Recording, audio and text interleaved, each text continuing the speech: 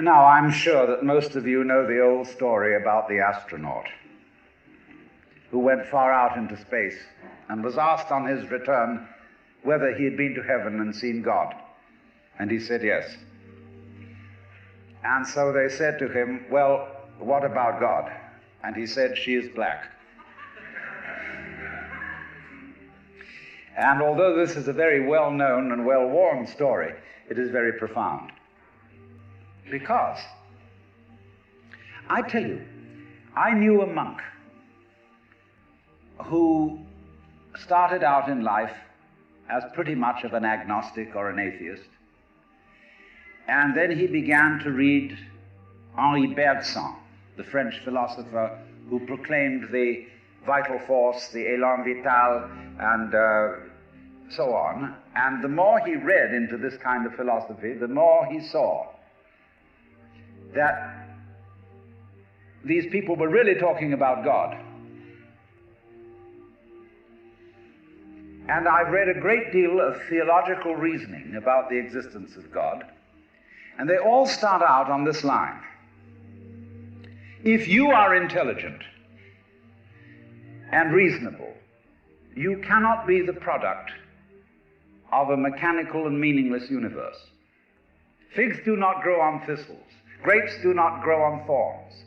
And therefore, you, as an expression of the universe, as an aperture through which the universe is observing itself, cannot be a mere fluke. Because if this world peoples, as a tree brings forth fruit, then the universe itself, the energy which underlies it, what it's all about, the ground of being, as Paul Tillich called it, must be intelligent. Now, when you come to that conclusion, you must be very careful, because you may make an unwarranted jump. Namely, the jump to the conclusion that that intelligence, that marvelous designing power which produces all this, is the biblical God. Be careful. Because that God, contrary to his own commandments, is fashioned in the graven image of a paternal, authoritarian, beneficent tyrant of the ancient Near East.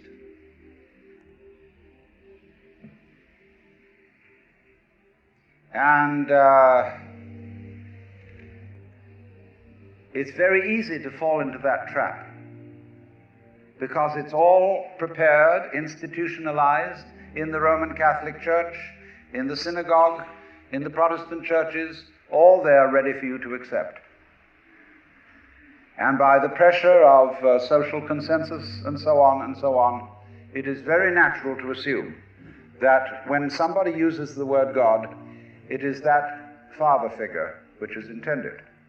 Because even Jesus used the analogy, the Father, for his experience of God.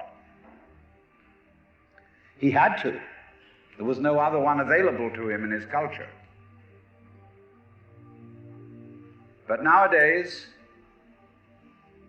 we are in rebellion against the image of the authoritarian father.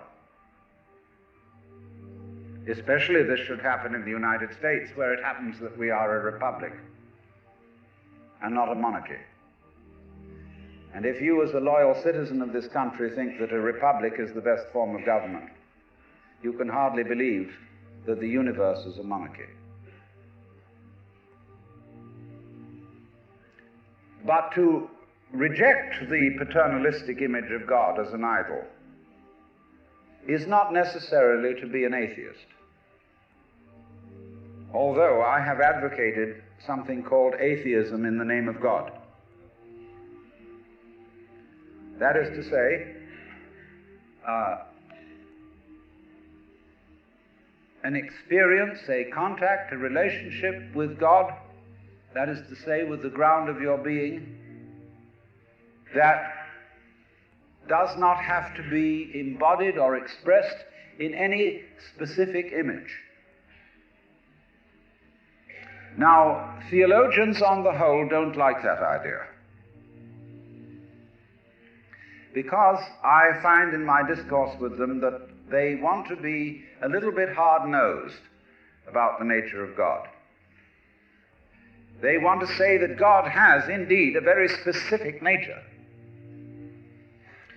Ethical monotheism means that the governing power of this universe has some extremely definite opinions and rules to which our minds and acts must be conformed. And if you don't watch out, you'll go against the fundamental grain of the universe and be punished in some way. Old-fashionedly, you will burn in the fires of hell forever. More modern-fashionedly, you will fail to be an authentic person. It's another way of talking about it. But there is this feeling, you see, that there is authority behind the world, and it's not you. It's something else. Like we say, that's something else that's far out. And therefore, this Jewish, Christian, and indeed Muslim approach makes a lot of people feel rather strange, estranged from the root and ground of being. There are a lot of people who never grow up and are always in awe of an image of grandfather. Now, I'm a grandfather. I have 5 grandchildren, and so I'm no longer in awe of grandfathers. I know I'm just as stupid as my own grandfathers were, and therefore I'm not about to bow down to an image of God with a long white beard. Now, naturally, of course, we intelligent people don't believe in that kind of a God, not really. I mean, we think that God is spirit, that God is very undefinable and infinite and all that kind of thing. But nevertheless, the images of God are have a far more powerful effect upon our emotions than our ideas. And when people read the Bible and sing hymns, Ancient of Days, who sittest throned in glory, immortal, invisible, God only wise, in light inaccessible, hid from our eyes. They still got that fellow up there with a beard on. It's way in the back of the emotions. And so we should think, first of all, in contrary imagery, and the contrary imagery is, she's black. Imagine instead of God the Father, God the Mother. And imagine that this is not a luminous being, blazing with light, but an unfathomable darkness, such as is portrayed in Hindu mythology by Kali, K-A-L-I, the Great Mother, who is represented in the most terrible imagery. Kali has a tongue hanging out long, drooling with blood. She has fanged teeth. She has a scimitar in one hand and a severed head in the other. And she is trampling on the body of her husband, who is Shiva. Shiva represents also, furthermore, the destructive aspect of the deity, wherein all things are dissolved so that they be reborn again. And here is this blood-sucking, terrible mother as the image of the supreme reality behind this universe. Imagine, it's the representative of the octopus, the spider, the awful the creepy crawlies at the end of the line, which we're all terrified of. Now that's a very important image, because let us suppose, just for the sake of argument, that all of you sitting here right now are feeling, well, fairly all right. I mean, you're not in hospital, You don't have the screaming mimes. You have a sense you probably had dinner and are feeling pretty good. But you know that you feel that you're fairly good because in the background of your minds, very far off in the background of your minds, you've got the sensation of something absolutely ghastly that simply mustn't happen. And so against that, which is not happening, and which doesn't necessarily have to happen, but by comparison with that, you feel pretty all right. And that absolutely ghastly thing that mustn't happen at all is Kali. And therefore, at once, we begin to wonder whether the presence of this Kali is not in a way very beneficent. I mean, how would you know that things were good unless there was something that wasn't good at all? Now I'm not putting this forward as a final position. I'm only putting it forward as a variation, as a way of beginning to look at a problem and getting our minds out of their normal ruts. She's black. Well, she, first of all, feminine, represents what is called philosophically the negative principle. Now, of course, people who are women in our culture today and believe in women's lib don't like to be associated with the negative, because the negative has acquired very bad connotations. We say accentuate the positive. Well, that's a purely male chauvinistic attitude. How would you know that you were outstanding unless, by contrast, there was something instanding?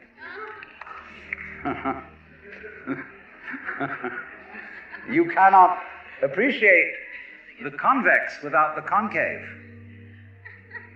You cannot appreciate the firm without the yielding.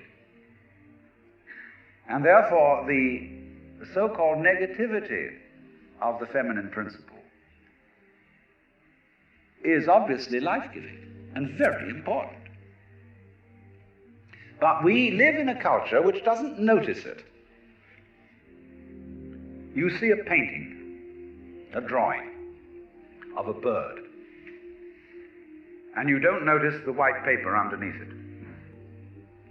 You see a printed book, and you think that what is important is the printing, and the page doesn't matter. And yet, if you reconsider the whole thing, how could there be visible printing without the page underlying it? What is called substance, that which stands underneath, underneath, stands. To be substantial is to be underlying, to be the support, to be the foundation of the world. And of course, this is the great function of the feminine, to be the substance.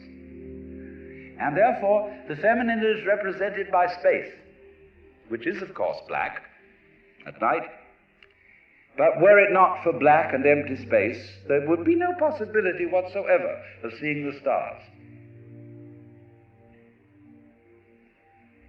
Stars shine out of space, and astronomers, very high-powered astronomers, are beginning to realize that stars are a function of space. Now that's difficult for our common sense, because we think that space is simply inert nothingness. But we don't realize that space is completely basic to everything. It's like your consciousness. Nobody can imagine what consciousness is. It's the most elusive, whatever it is, that there is at all, because it's the background of everything else that we know. Therefore, we don't really pay much attention to it. We pay attention to the things within the field of consciousness, to the outlines, to the objects, to the so-called things that are in the field of vision, the sounds that are in the field of hearing, and so forth. But what it is that embraces all that, we don't pay much attention to it. We can't even think about it. It's like trying to look at your head. You try to look at your head, and what do you find? You don't even find a black blob in the middle of things. You just don't find anything. And yet that is that out of which you see, just as space is that out of which the stars shine. So there's something very queer about all this. That which you can't put your finger on, that which always escapes you, that which is completely elusive, the blank, seems to be absolutely necessary for there to be anything whatsoever. Now let's take this further. Kali also is the principle of death, because she carries a scimitar in one hand and a severed head in the other. Death. This is tremendously important to think about. We put it off. Death is swept under the carpet in our culture. In the hospital, they try to keep you alive as long as possible in utter desperation. They won't tell you that you're going to die. When their relatives have to be informed that it's a hopeless case, they say, don't tell this to the patient. And all the relatives come around with hollow grins and say, well, you'll be all right in about a month, and then we'll go and have a holiday somewhere and sit by the sea and listen to the birds and whatnot. And the dying person knows that this is mockery. Well, of course, we've made death howl with all kinds of ghouls. We've invented dreadful afterlives.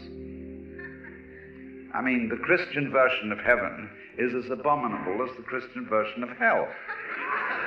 I mean, nobody wants to be in church forever. Children are absolutely horrified when they hear these hymns which say, prostrate before thy throne to lie and gaze on thee. They can't imagine what this imagery means. I mean, in a very subtle theological way, I could wangle that statement around to make it extremely profound. I mean, to be prostrate at once and to gaze on the other hand, see, is a coincidentia oppositorum, a coincidence of opposites, which is very, very deep. But to a child, it is a crick in the neck. And that's the sort of imagery we're brought up with. So the idea of what might happen after death, well, you're going to be faced with your judge, the one who knows all about you. This is Big Papa, who knows you were a naughty boy and a very naughty girl, especially girl, from the beginning of things. He's going to look right through to the core of your inauthentic existence. And what kind of heebie-jeebies may come up. Or you may believe in reincarnation, and you think that your next life will be the rewards and the punishments for what you've done in this life. And you know you've got away with murder in this life. And the most awful things are going to happen next time around. So you look upon death as a catastrophe. Then there are other people who say, well, when you're dead, you're dead. Nothing going to happen at all. So what you got to worry about? Well, we don't quite like that idea, because it spooks us. You know, what's it be like to die? To go to sleep and never wake up? Well, a lot of things it's not going to be like. It's not going to be like being buried alive. It's not going to be like being in the darkness forever. I tell you what, it's going to be like as if you never had existed at all. Not only you, but everything else as well. That just there was never anything, and there's no one to regret it. And there's no problem. Well, think about that for a while. It's kind of a weird feeling you get when you really think about that. You really imagine it. Just to stop altogether.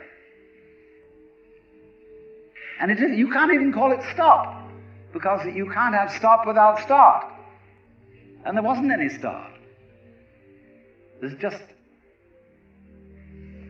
no thing. Well, then when you come to think of it, that's the way it was before you were born.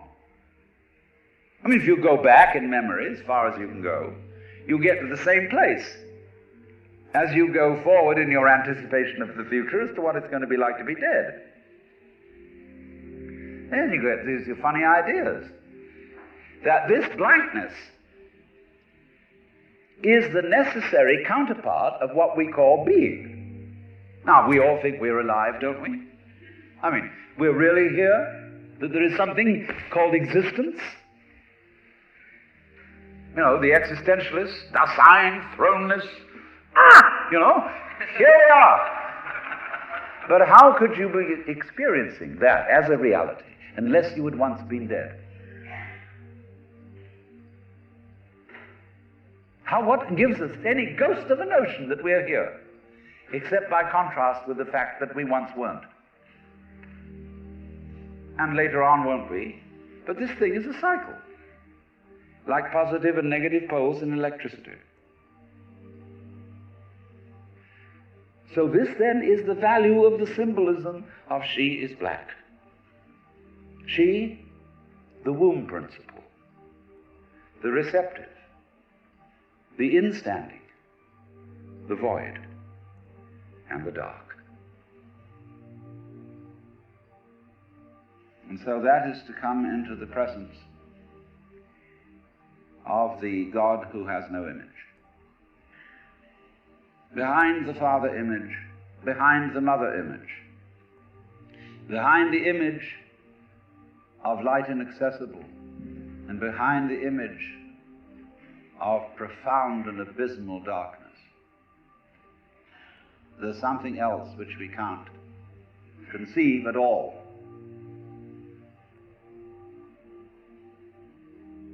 Dionysius the Areopagite called it the luminous darkness. Nagarjuna called it shunyata, the void. Shankara called it Brahman, that which can only, of which nothing at all can be said. Neti neti. Beyond all conception whatsoever.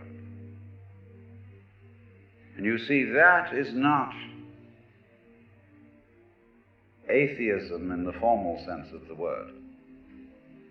This is a profoundly religious attitude, because what it corresponds to practically is an attitude to life of total trust, of letting go. When we form images of God, they are all really exhibitions of our lack of faith. Something to hold on to, something to grasp. How firm a foundation, what lies underneath us, the rock of ages, or whatever, ein feste Burg. But when we don't grasp, we have the attitude of faith. If you let go of all the idols, you will of course discover that what this unknown is, which is the foundation of the universe, is precisely you. It's not the you think you are. No, it's not your opinion of yourself. It's not your idea or image of yourself. It's not the chronic sense of muscular strain, which we usually call I. You can't grasp it. Of course not. Why would you need to? Supposing you could, what would you do with it? And who would do what with it? You can never get at it. So there is that profound central mystery. And the attitude of faith is to stop chasing it. Stop grabbing it. Because if that happens, the most amazing things follow. But all these ideas of the spiritual, the godly, as this attitude of must,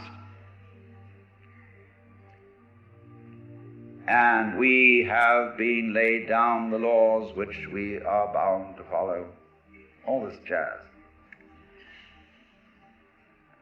is not the only way of being religious and of relating to the ineffable mystery that underlies ourselves and the world.